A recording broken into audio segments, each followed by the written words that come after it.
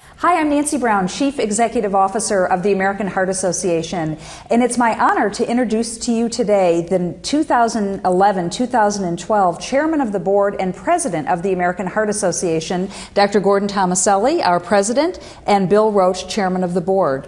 And as we introduce them to you, I thought it would be important for them to take a few minutes to tell a little bit about themselves, their backgrounds, both professionally and personally. Gordon, I wonder if I could start with you.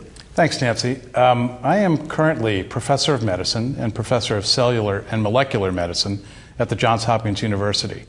I'm the Chief of Cardiology. For us to continue to be focused on, as you mentioned, the founders of the American Heart Association were there because they understood the power of coming together to share science and share scientific findings to further the fight against cardiovascular diseases. And it's wonderful to see that continue to be the mission 87 years later during your presidency. Absolutely. Bill, how about you? What are you thinking as you're as chairman of the board? Well, one of the primary reasons I became involved with the association is that I quickly learned that the association enables volunteers to leverage their time and money to have a meaningful impact on the lives of every citizen of our republic and now the world.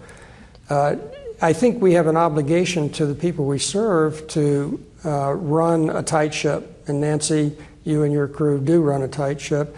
We need to continue to be transparent and responsive to our various constituencies, both internal and external.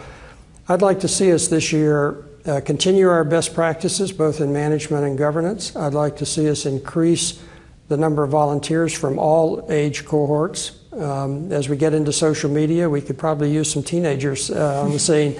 I'd also like to continue to recruit the very best talent we can find and retain them, develop them, so that we continue to be as creative and efficient as we are, all while maintaining a very sound financial performance. Great. Thank you, Bill.